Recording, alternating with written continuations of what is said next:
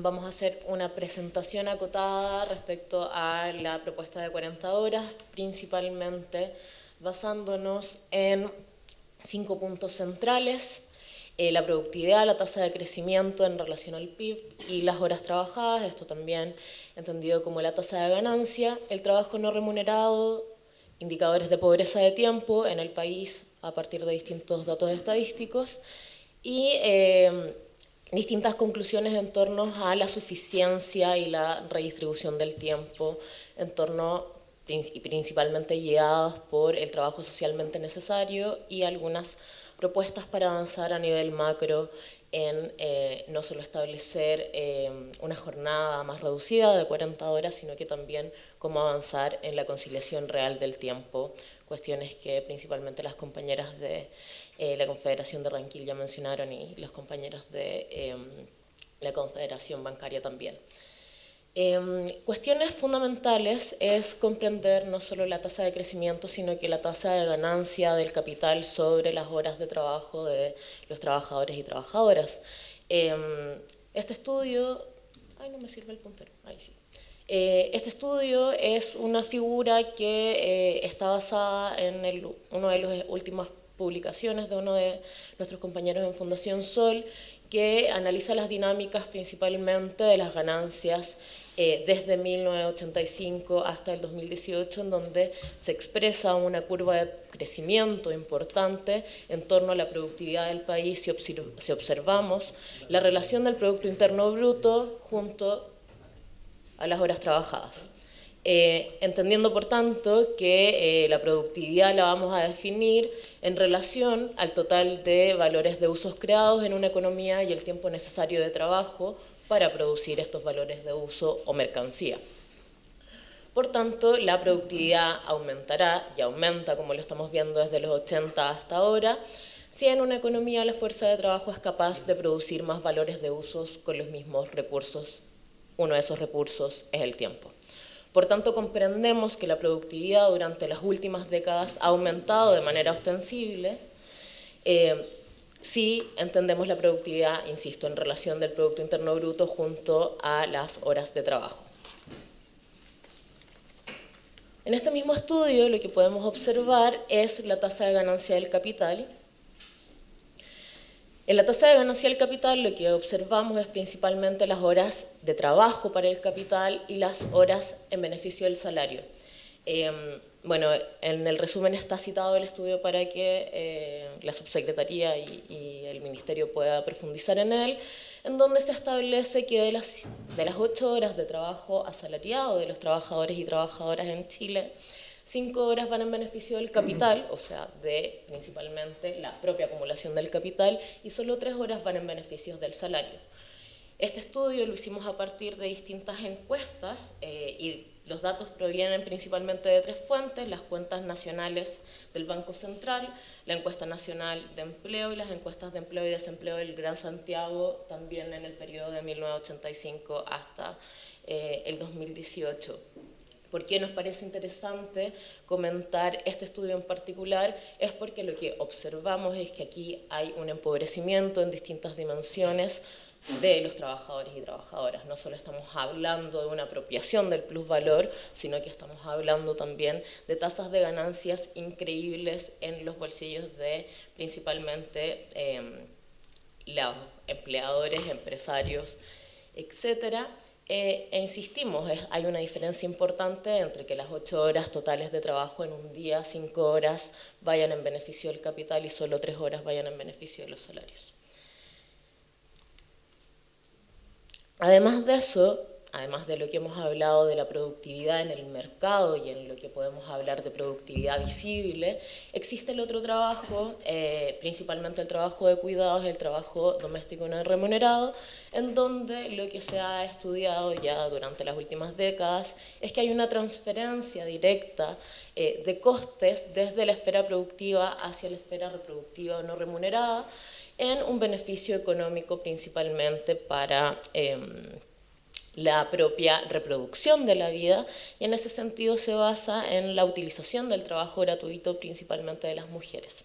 La organización del tiempo social En ese sentido está organizada en esta falsa dicotomía entre trabajo productivo y trabajo no productivo o reproductivo, y en esta lógica y en esta falsa dicotomía el tiempo mercantil y monetarizado cobra mayor relevancia que los otros tiempos que tienen que ver con el propio sostenimiento de la vida. En esta misma lógica consideramos que es fundamental repensar también la imposición del uso del tiempo del mercado por sobre los otros tiempos que son vitales para la vida y para principalmente las personas y que no están dedicadas a la producción y reproducción del mercado. La apropiación del plusvalor que ya mencionábamos no solo es individual, sino que es parte de una apropiación de todo el hogar, ya que entendemos que el coste de transferencias del trabajo doméstico y de cuidados es parte de un ciclo mucho más largo del trabajo que no solo empieza a las 8 de la mañana y termina a las 6, 7 de la tarde. En ese sentido, y como lo mencionaba anteriormente, consideramos que hay un empobrecimiento multidimensional en esta misma línea. El primero es el empobrecimiento relativo de la clase asalariada, que consiste principalmente en el aumento relativo del plusvalor en detrimento del valor de la fuerza de trabajo como consecuencia de la reducción del tiempo de trabajo necesario para la fabricación de la misma mercancía. O sea, estamos trabajando lo mismo, con los mismos salarios hace 100 años, a pesar de que el aumento de la productividad ha crecido durante las últimas décadas y por tanto el valor de la fuerza de trabajo ha disminuido su propio valor. Acá es fundamental, y ya lo mencionaban los compañeros y compañeras de la Confederación Bancaria, que aquí ha habido un aumento en la productividad principalmente por mejoras tecnológicas, inversión en distintos mecanismos para mejorar la producción, pero eso no se ha contemplado ni se ha cristalizado en mejoras salariales y tampoco en reducción sustantivas de jornadas laborales.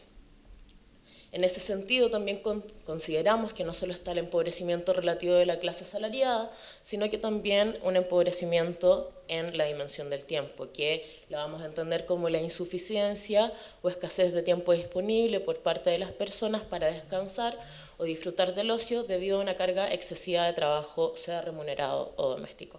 En estos breves minutos que me quedan les queríamos presentar un estudio que hicimos desde Fundación Sol, particularmente en dupla con Andrea en este caso, en el que trabajamos un indicador nuevo de pobreza de tiempo. Esto en base a datos de la Encuesta Nacional de Uso de Tiempo. Lamentablemente solamente tenemos una versión de esa encuesta. El 2020 habría correspondido la segunda versión, la cual no tuvo presupuesto desde el gobierno de ese entonces, pero que nos da una noción de la jornada completa que tienen las personas tanto en trabajo remunerado como no remunerado, lo que se cristaliza, ¿cierto?, en la carga global de trabajo. Por lo tanto, bueno, nosotras particularmente trabajamos dos indicadores y hoy día les queremos presentar uno que está asociado particularmente al trabajo remunerado y no remunerado. Por lo tanto, estamos hablando de las personas que están ocupadas, esto entre comillas porque vamos a hacer un cuestionamiento de estos conceptos desde una perspectiva feminista, ¿cierto? Pero que se encuentran ocupadas en el mercado laboral y que trabajan o no, no remuneradamente. ¿En qué consiste este indicador propuesto? Consiste en proponer una línea de la pobreza, pero en términos de tiempo. Y en este caso proponemos una línea de la pobreza de 67,5 horas semanales de trabajo remunerado y no remunerado. Por lo tanto, las personas que están por sobre esa línea de la pobreza van a estar, valga la redundancia, en pobreza de tiempo. ¿Por qué hablamos de 67,5 horas semanales? Por una parte, porque vamos a considerar, y esto lo queremos dejar muy claro, consideramos estándares básicos de autocuidado y de ocio. ¿Qué consideraría una persona que trabaja 67,5 horas semanales? Que logra dormir 8 horas diarias, que cuenta con tan solo 1 hora diaria de cuidado personal, solo una, para limpieza, aseo, vestirse, entre otras actividades, ¿cierto? 2 horas diarias de transporte una de ida, una de vuelta. Como compartían las compañeras, muchas veces eso es mucho más, 1 hora y media, 2 horas. Por lo tanto, también es bastante básico, si se quiere. Y una propuesta desde la literatura de 9,5 horas semanales de ocio. Entonces, de alguna manera, este es un indicador que puede dar una noción de suficiencia, pero bastante básica nuevamente, para hacernos las preguntas de qué tiempo se están privilegiando por sobre otros y cómo se está configurando la organización social de los tiempos. En ese sentido, bueno, por una parte, al observar los datos de la Encuesta Nacional de Uso de Tiempo, vemos que las horas efectivas de trabajo semanal, es decir, la carga global de trabajo, es de 60,5 horas semanales para hombres y de casi 74 horas semanales para las mujeres. Por lo tanto, acá estamos hablando de mucho más de 45 horas, ¿cierto?, en términos de trabajo remunerado, dado que la suma, bueno, tiene una diferencia por una parte de género y también hay una diferencia en términos de ingreso. Y dado esos datos de horas efectivas de trabajo, ¿cuántas personas hoy son pobres de tiempo según esta encuesta nacional? Vemos que el 36% de los hombres que están ocupados en el mercado laboral están en pobreza de tiempo, es decir, no tienen tiempo suficiente de autocuidado ni de ocio con los estándares básicos que comentábamos, y más de la mitad de las mujeres, es decir, el 53% de las mujeres se encuentra en pobreza de tiempo también según este indicador. Entonces, de alguna manera nosotras nos interesa hacer una simulación respecto a hoy día las personas que están trabajando jornada completa, 45 horas. ¿Cómo se comporta su pobreza de tiempo, este indicador de pobreza de tiempo, y cómo se comportaría si es que se reduce la jornada a 40 horas y se mantiene la estructura de trabajo no remunerado?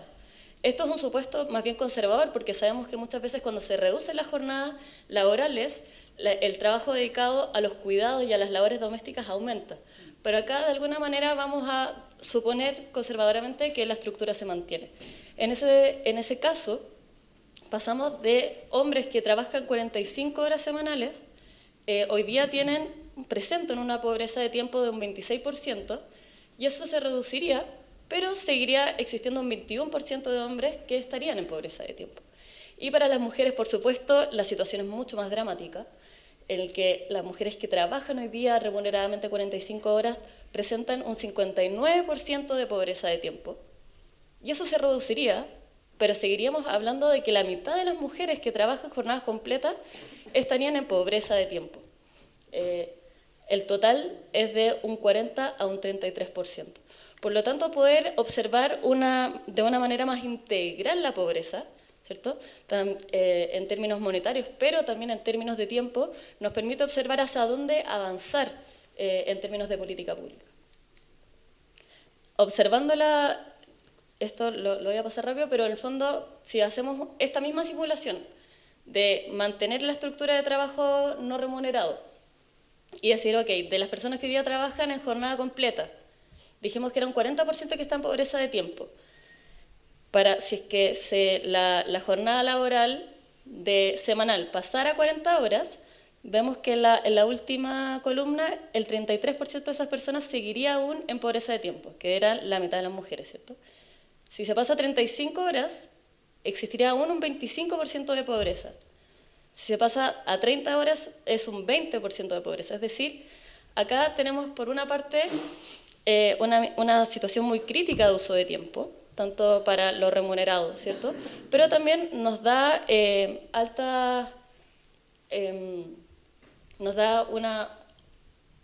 me fue la palabra, pero en el fondo tenemos desafíos muy importantes respecto a toda la organización social de los trabajos no remunerados y cómo eso también se valoriza.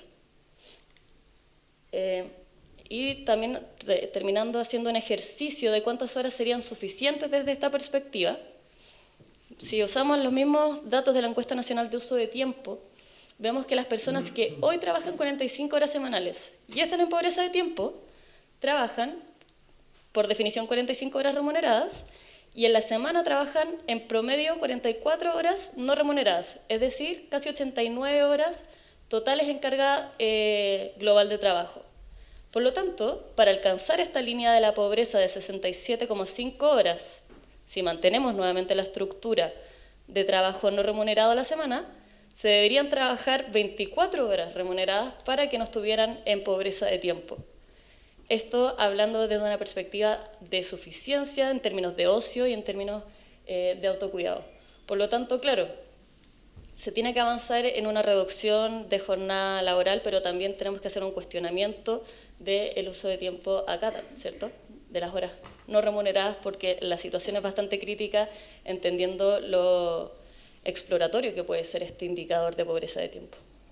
Bueno, y para terminar, mencionar algunas cuestiones fundamentales que tienen que ver con distintos estudios que no solo han demostrado que una disminución de la jornada de trabajo mejora la calidad de vida, la calidad de trabajo y principalmente el bienestar en la salud de trabajadores y trabajadoras. También hay distintos índices que han establecido que mejora la empleabilidad y la producción, ya también mencionado por los compañeros y compañeras. Y desde Fundación Sol tenemos algunas líneas generales, principalmente que han sido fruto de las reflexiones de los distintos estudios que hemos presentado acá para dar el marco general. ¿Sí? Ok, voy a terminar. En el marco general de el análisis y reflexión de estos estudios, en donde, lo primero es fortalecer el diálogo social con organizaciones de trabajadores y trabajadoras para la implementación de esta política pública. En distintos países, implementar políticas de reducción de jornada ha incluido una negociación ramal con distintas ramas productivas, principalmente para contemplar las dificultades que también hemos escuchado acá de distintas áreas productivas, la recuperación material tanto del tiempo y del salario, del valor generado por los y las trabajadoras, considerando también subsidios a pequeñas y microempresas para los periodos de transición en contextos de reducción horaria, también muy similar a lo que se podría proponer en un aumento más importante del salario mínimo, la importancia de la socialización de los cuidados para avanzar en conciliación real, que tenga en la base una organización social de cuidados fundadas en valores democráticos, poner en el centro los tiempos del cuidado por sobre los del mercado, estableciendo mecanismos de reducción de jornada laboral, aumento de salarios mínimos con criterios de suficiencia, participación de trabajadores y trabajadoras y un modelo tributario que grave al gran capital. Muchas gracias. Que cualquier avance en torno a normativa y a cambio de normativa, como se proponía, por ejemplo, cambiar la jornada parcial de 27 a 30 horas, según la proporción de las 40 horas, va en desmedro del valor del trabajo, del valor de la hora de trabajo, y también empezar a flexibilizar aún más lo que implica horas máximas de trabajo u horas adicionales, claramente en un contexto donde la mitad de los trabajadores y trabajadoras en Chile ganan 420.000 pesos, es claramente hay un interés por trabajar más horas por sobre, no solo las reguladas y las legales, principalmente porque los ingresos no alcanzan. Entonces, en esta discusión, claramente la vía no es la mayor flexibilidad, sino que mejorar las condiciones no solo de empleabilidad, sino que mejorar las condiciones en torno a ingresos y poner en el centro el valor del trabajo. Así que algunas propuestas que aparecieron desde algunos gremios son preocupantes, principalmente porque van en la línea de la flexibilidad y no de la calidad del empleo y mejorar las condiciones generales de los trabajadores y trabajadoras. Eso es lo único que quería mencionar en el espacio del diálogo.